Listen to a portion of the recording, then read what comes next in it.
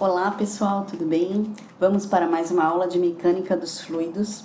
Hoje a gente vai conversar sobre o número de Reynolds, que é um adimensional, um parâmetro importante para a gente classificar os escoamentos em escoamento laminar e escoamento turbulento. Vamos lá? Eu começo mostrando a vocês essa figura que traz um cigarro aceso e vamos observar a fumaça desse cigarro.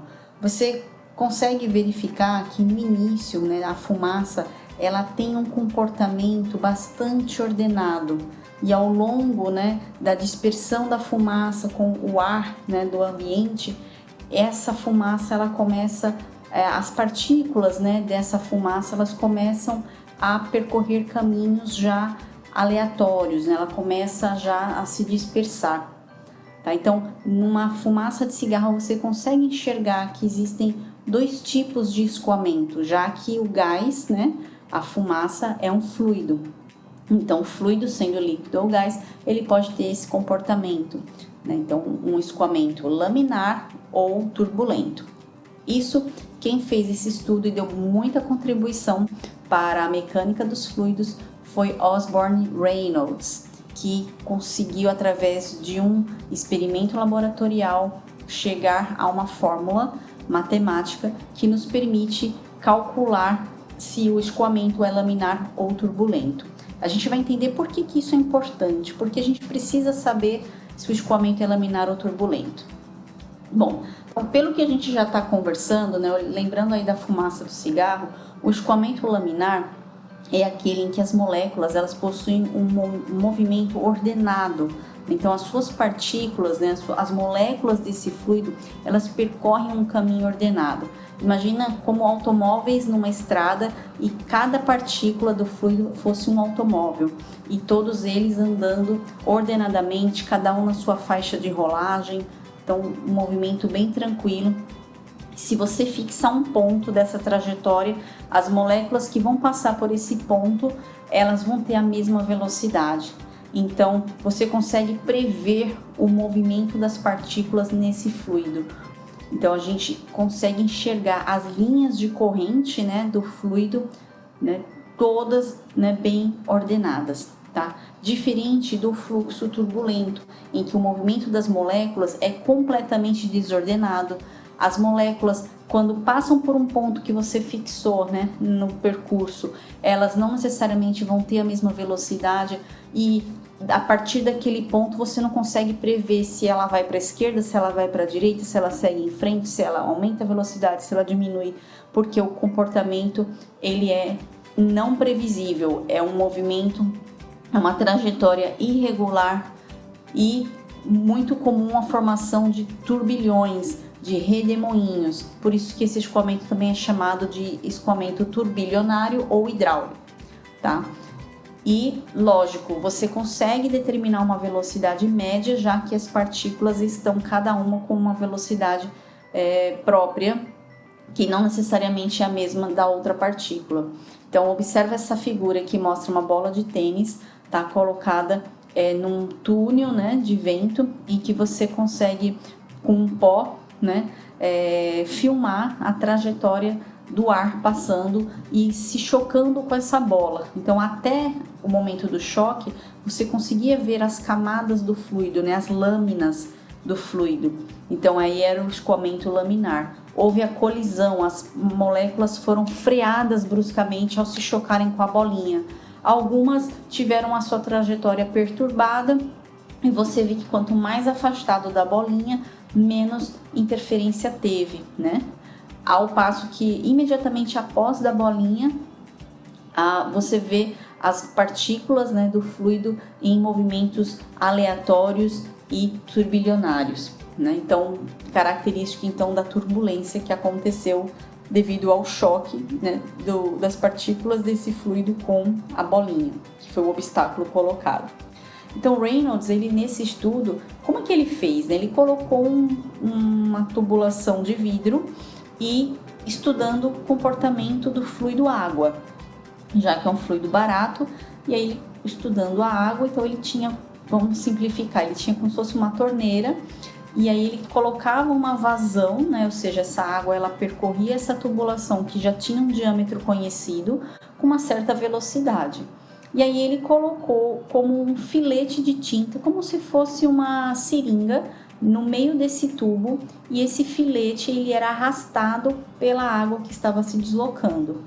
E aí ele conseguia verificar o escoamento sendo laminar. Então o filete de tinta ele era arrastado, lógico que com o tempo ia se misturando com a água, mas você conseguia enxergar um escoamento laminar. À medida que ele abria mais essa torneira, né, que ele aumentava a vazão, então o diâmetro continuava o mesmo, mas você aumentou a velocidade do fluido, o escoamento ele saía do laminar até que chegava num escoamento turbulento, em que o filete de tinta ele reflete, né, ele está ali para nós podermos enxergar o comportamento das moléculas da água, já formando redemoinhos, já nesse movimento, nesse escoamento turbulento. Lógico que do laminar por turbulento não ocorre, né, bruscamente, existe uma transição.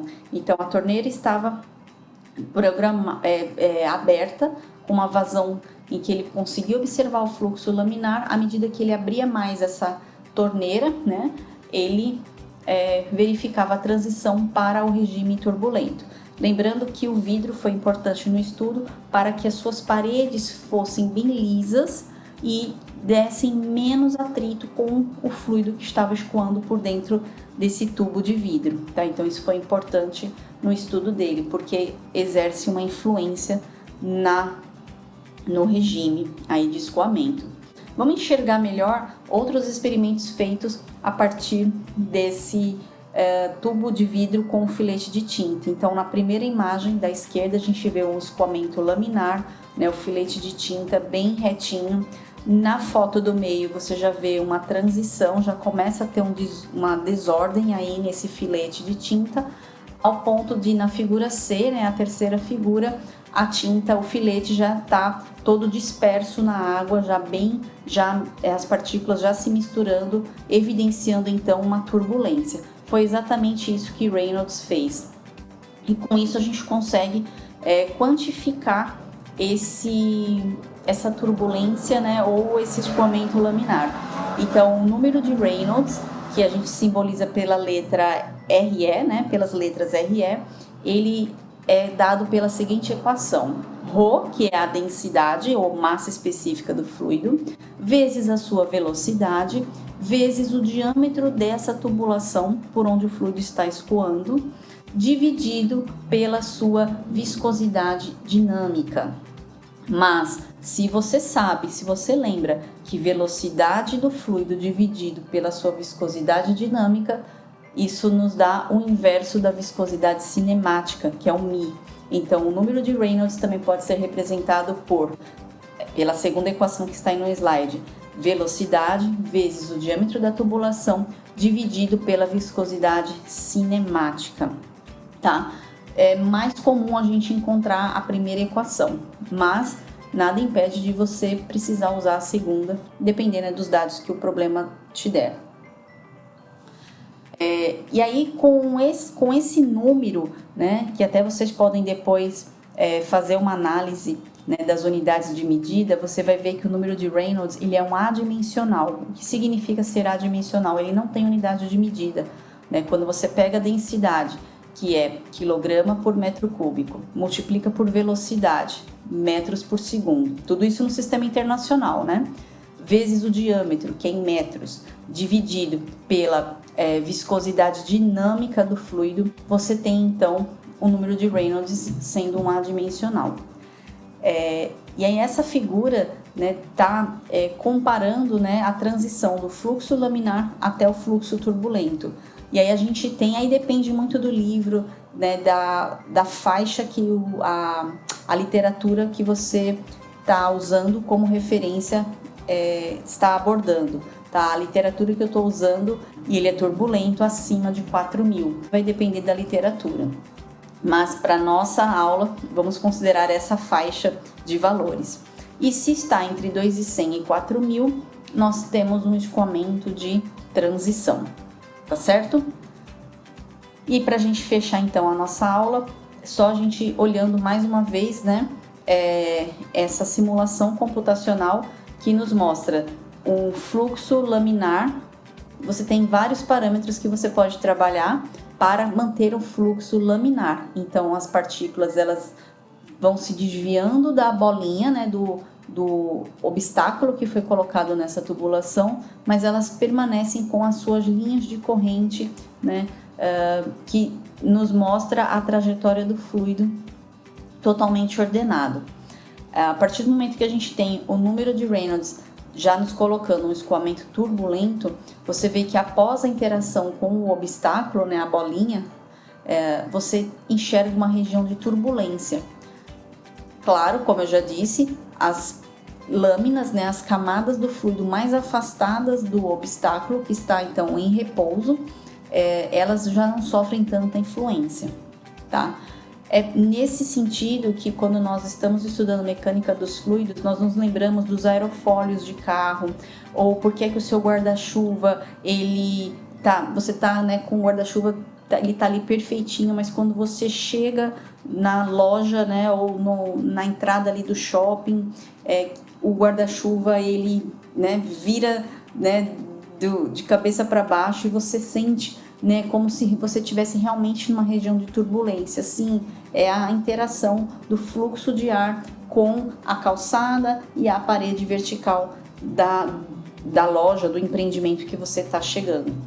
Então, ali existe uma região de turbulência, onde o ar foi bruscamente freado, e aí você observa pelo guarda-chuva, né, sofrendo essa interferência.